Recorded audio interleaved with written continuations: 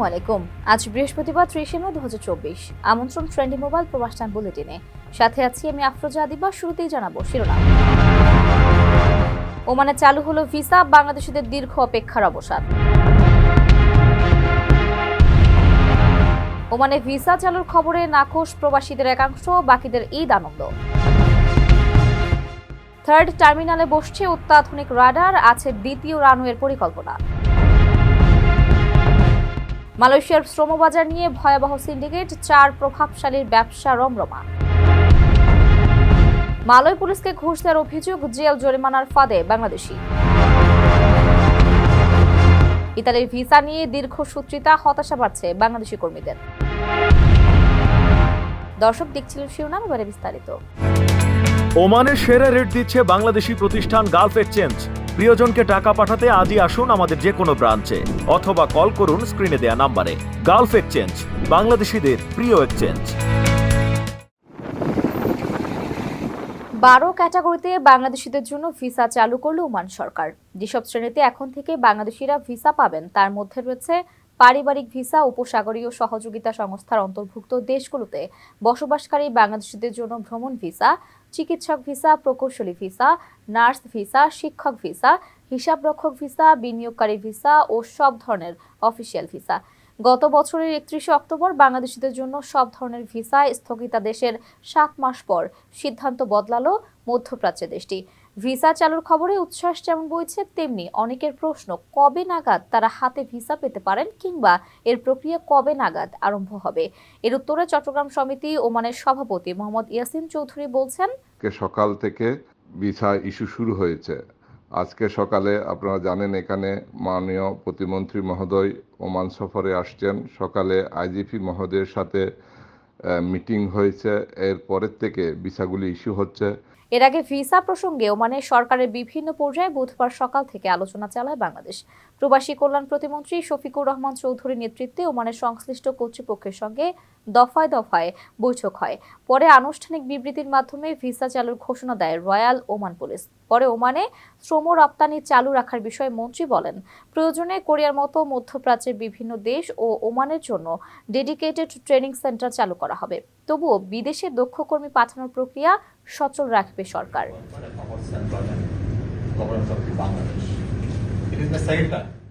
কারো কাছে স্বপ্ন পূরণ, কারো আনন্দের উপলক্ষ, আবার কারো জীবন পাল্টে দেওয়ার মুহূর্ত, কখনো জীবন বাঁচাতে সর্বোচ্চ গতিতে উড়ে চলা, কারো আবেগের শেষ মুহূর্ত, আপনজনের শেষ বিদায়ে শামিল হওয়া।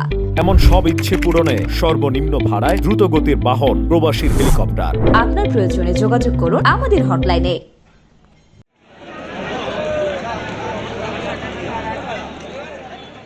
ওমানে ভিসা চালুর খবর প্রবাসীদের মধ্যে মিশ্র প্রতিক্রিয়ার জন্ম দিয়েছে। দেশটিতে থাকা সাধারণ প্রবাসীদের কেউ কেউ ভিসা চালুর খবরে নাখোশ, অন্যদিকে খুশি বেশিরভাগ প্রবাসী এবং ওমানে যেতে ইচ্ছুক বাংলাদেশিরা। ওমানের নতুন ভিসা সিদ্ধান্তের ব্যাপারে ওমান প্রবাসীদের কাছে প্রতিক্রিয়া জানতে চায় প্রবাস টাইম। তাদের মধ্যে রাকিব হোসেন বলছেন, তিনি ওমানে 12 বছর ধরে আছেন। নিজের চাকরি থাকলেও রুমের অপর 10 থেকে 12 জন প্রবাসী বেকার।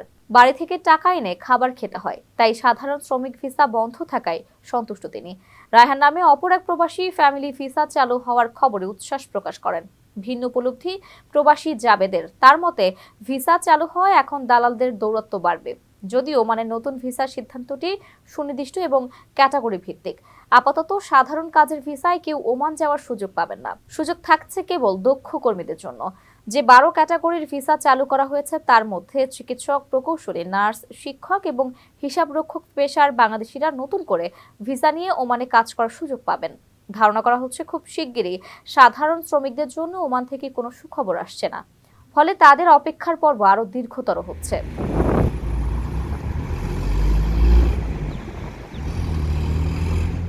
প্রবাসীদের বিনিয়োগের শতভাগ নির্ভরযোগ্য প্রতিষ্ঠান প্রবাসীর সিটি লিমিটেড। এখানে বিনিয়োগ করে হালাল মুনাফা অর্জন করুন।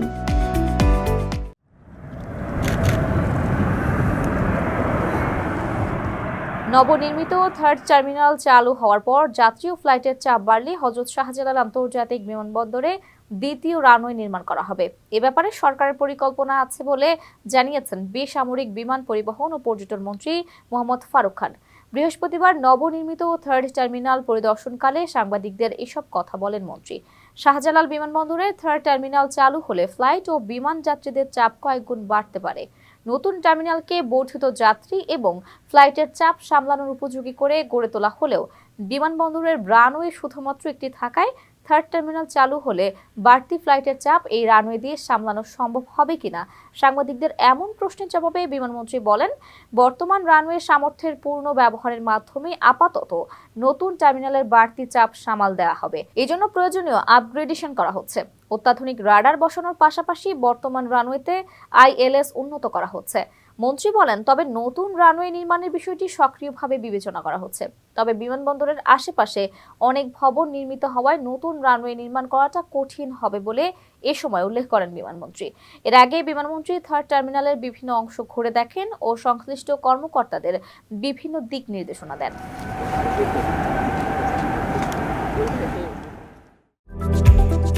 আকর্ষণীয় রেট ও দারুণ সব ডাটা বান্ডেল পেতে আজই ব্যবহার করুন ফ্রেন্ডলি সিম।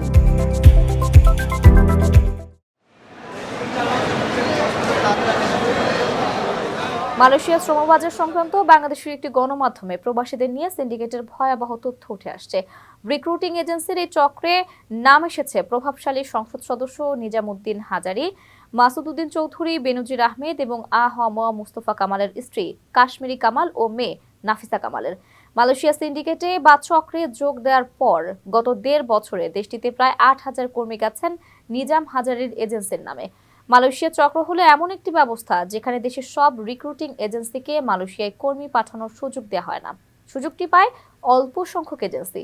শুরুতে চক্রের সদস্য ছিল 25টি এজেন্সি, পরে 3 ধাপে বেড়ে 100টি হয়েছে। চক্রের নাম ঠকাতে প্রতিটি এজেন্সির কাছ থেকে বড় অঙ্কের টাকা নেওয়ার অভিযোগ রয়েছে চক্রের হোতাদের বিরুদ্ধে। আর চক্রে থাকা এজেন্সিগুলো বসে বসে প্রতি কর্মীর বিপরীতে অন্তত 1.5 লাখ টাকা চক্র ফি পাচ্ছে। অবশ্যই এই টাকার একটি অংশ চলে যায় মালয়েশিয়ার চক্র নিয়ন্ত্রকদের কাছে। মালয়েশিয়া বাংলাদেশ সহ 14টি দেশ কর্মী পাঠায়, তবে বাংলাদেশ ছাড়া কোনো দেশে এমন চক্র ব্যবস্থা নেই। এদিকে মালয়েশিয়ায় বাংলাদেশি শ্রমিকদের দুর্দশা নিয়ে গত 19 এপ্রিল জাতিসংঘের মানবাধিকার বিষয়ক হাই কমিশনের কার্যালয়ের ওয়েবসাইটে এক বিবৃতি প্রকাশ করা হয়। এতে জাতিসংঘের বিশেষজ্ঞরা বলছেন, মালয়েশিয়ায় বাংলাদেশি শ্রমিকদের অনেকেই দুর্বিষহ মানবেতর পরিস্থিতির মধ্যে রয়েছেন। চাকরির ভুয়া প্রতিশ্রুতি দিয়ে শ্রমিকদের কাছ থেকে বড় অঙ্কের অর্থ হাতিয়ে নেওয়া হচ্ছে। চক্রের সঙ্গে বাংলাদেশ ও মালয়েশিয়ার সরকারের উচ্চপদস্থ কর্মকর্তারাও জড়িত। এটা কোনোভাবেই মেনে নেওয়া যায় না। এমন পরিস্থিতিতে মালয়েশিয়া আপাতত বিদেশি কর্মী নেওয়া স্থগিত করেছে। ইতিমধ্যে যারা মালয়েশিয়া যাওয়ার ভিসা পেয়েছেন, অনুমোদন পেয়েছেন, তাদের জন্য শুক্রবারই দেশটিতে প্রবেশের শেষ সময়।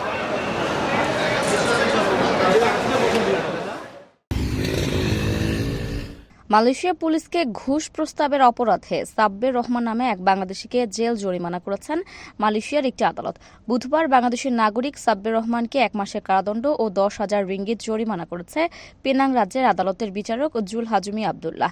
দেশটির দুর্নীতি দমন কমিশন পেনাং রাজ্যের আদালতের কাছে ওই বাংলাদেশের নামে অভিযোগ করেন। পরে এই অভিযোগটি স্বীকার করলে তাকে কারাদণ্ড এবং জরিমানা করেন আদালত। এ সময় সাব্বির জরিমানা দিতে ব্যর্থ হলে তার সাজা আরও 3 মাস বাড়িয়ে দেওয়া হবে বলে রায় দেন আদালত। অভিযোগে বলা হয়, ড্রাইভিং লাইসেন্স ও মেয়াদ উত্তীর্ণ পাসপোর্ট না থাকায় তার বিরুদ্ধে আইনি ব্যবস্থা না নিতে দেশটির একজন পুলিশ কর্মকর্তাকে নগদ 249 রিঙ্গিত ঘুষ দেওয়ার প্রস্তাব দেন ওই বাংলাদেশি। আদালত সূত্রে জানা যায়, চলতি বছর 9 জানুয়ারি সন্ধ্যা 7:30টার দিকে সেবেরাং পেরাই তেঙ্গাহ এলাকার বুকিত মেরতাজামের মাচাং বোবক পুলিশ হলে এই ঘটনাটি ঘটে। এ সময় নিজেকে মুক্ত করতে দায়িত্বরত ওই কর্মকর্তাকে 249 রিঙ্গিত ঘুষ দেওয়ার অপরাধে সাব্বিরকে মালয়েশিয়ার দুর্নীতি দমন কমিশন আইন 2009 এর অধীনে অভিযুক্ত করা হয়।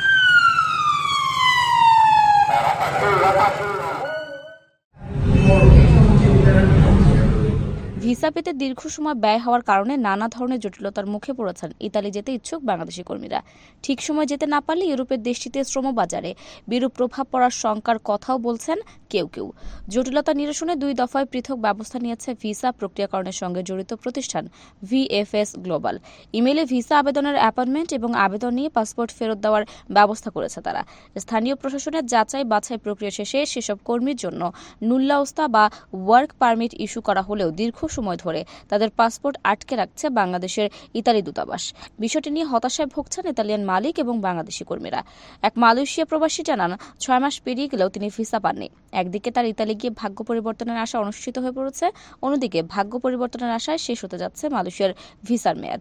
এভাবে দূতাবাসে পাসপোর্ট আটকে থাকায় নিজের সাবেক কর্মস্থল মালয়েশিয়াতেও ফিরতে পারছেন না তিনি। ইতালিতে যেতে ইচ্ছুক প্রবাসী কর্মীদের ভিসা পেতে বিলম্বের বিষয় সম্প্রতি একটি ব্যাখ্যা দিয়েছে ভিসা আবেদনপত্র ও ডকুমেন্টস প্রক্রিয়ার সঙ্গে জড়িত VFS গ্লোবাল। এছাড়া চলতি বছরের 31 মার্চ থেকে ইতালির ভিসা আবেদনের ক্ষেত্রে নতুন ইমেল ভিত্তিক অ্যাপয়েন্টমেন্ট বুকিং সিস্টেম চালুর কথা জানিয়ে বিবৃতিতে বলা হয়, বৈধ নুল্লাউস্তা থাকা আবেদনকারীদের ইমেইলে তাদের অ্যাপয়েন্টমেন্টের তারিখ ও সময় জানানো হচ্ছে।